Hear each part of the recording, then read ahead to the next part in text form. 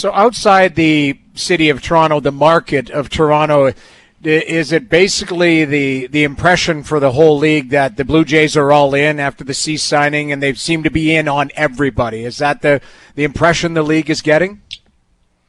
That's about it, guys. And the winter meetings, I mean, I typically don't have many good words to say about the winter meetings. There's a lot of BS that we don't do in other sports, and I can't stand it, frankly.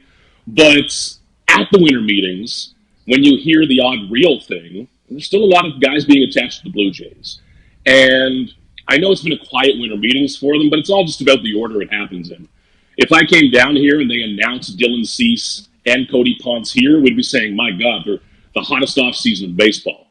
Now, I would love it if baseball had an NHL-style offseason. Everything happens in an hour. I disappear for 3 months into a Guinness-fueled coma, and it's beautiful. No one has to see me. But in baseball, we do it slow. And this is going to play out slowly, guys. But the Blue Jays are this team that everyone's tagged to now.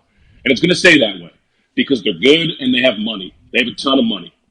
And they're attractive to players now. That's not just fluff from a front office saying it. Players are looking at this team and saying, man, if I can't get on the Dodgers, why not get on the Blue Jays? Where everybody seems to love playing, where everyone gets paid, and where this whole country of people seem to be out of their minds about this baseball team. It's really attractive. Agents are saying it. Players are saying it. There used to be some fluff to that. Now it's real. I buy it. It's legitimate that people want to come to Toronto, not just when they pay them, but for baseball reasons. And that's a very good thing. Well, we talked about Bichette and his market and where it could or could not be going. How does that logic apply to Kyle Tucker, who, is the belle of the ball? He's going to likely get the biggest deal, the most money, likely has the most suitors. What are you hearing on Tucker and the connection with the Blue Jays?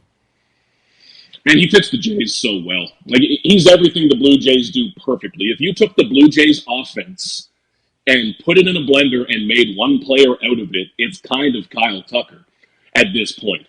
His market might be a little bit like Bo's, just to a lesser extent. It's not going to fall apart or really change much. But unless you are Juan Soto or Shohei Ohtani, I find more often we get to this point of the offseason and say, oh, okay, maybe those 5 or 6 teams we thought would be interested, maybe it's 2 or 3 at this point. Maybe that list starts to shrink. Guys, we're even hearing the Yankees talking like a team that's not going to spend a ton of cash.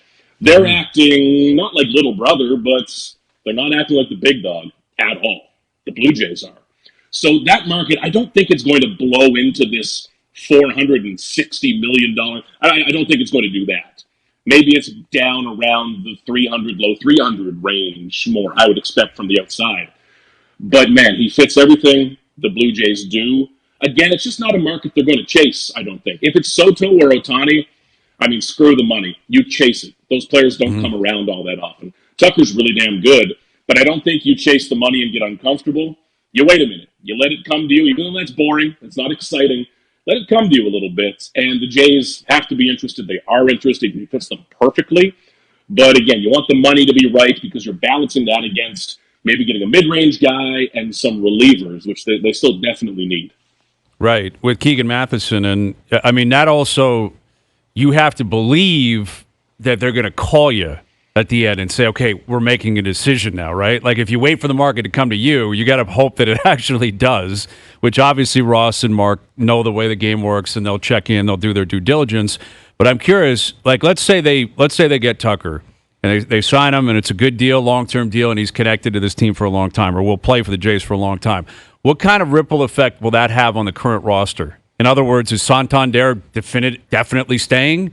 Does Springer have a future after this upcoming season if he plays great again? Like, if you bring in Tucker and it's big money and you connect him with Vladdy for the next 8 to 10 years, does everyone stay? Does some people go? Do you trade someone to possibly acquire those arms you just talked about? Yeah, that's the new core. There's only so many seats at the table, And let me hit really quick on what you mentioned, Hayes, that phone call the teams get. The Jays get that phone call now. That's part of being a team that's got money and respected agents. And that's why whenever anyone goes on about there's a team that's the leader for this free agent, no, they're not. That's almost never real, okay? There's not a leader. There's not a front runner. It all slowly builds, and then one day, boom, who's in, who's out, let's do this quickly, okay? It's not a slow marathon race. You wait around, and then you run a sprint at the last minute.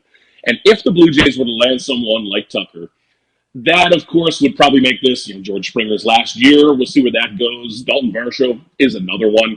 But you can only have so many of those mega contracts on the books unless you're the Dodgers. So the Blue Jays would need to keep developing players, guys. They would need to keep finding success stories like Ernie Clement, like Addison Barger. The beauty of those stories, yeah, they're good at baseball. That helps out. But when you can find those guys who are doing it for $1 million, for $3 million, that saves you. That creates a championship roster right there. So adding a big name like Tucker, and this would even go for Bo Bichette, yeah, it starts to squeeze some guys. And Anthony Santander, guys, maybe he's a bounce-back, fantastic story next year. God, I've got to see it first. Man, last year was not good. No kidding. The health, I know, is a factor, but it just wasn't good, guys. And I didn't see a lot of signs that have me saying, holy crap, this is going to be great. If he was on a tear for 50 games and got hurt, sure, we're talking about that. Those 50 games were really bad. So he's got to pick it up. And if that contract does not work, part of having financial strength is the ability to eat some stuff over the years. The Jays are eventually going to have to get to that point on some fronts, kind of like they did with Yariel Rodriguez. If it's not working, you eat those few $1 million, and that's part of being a big dog in this league.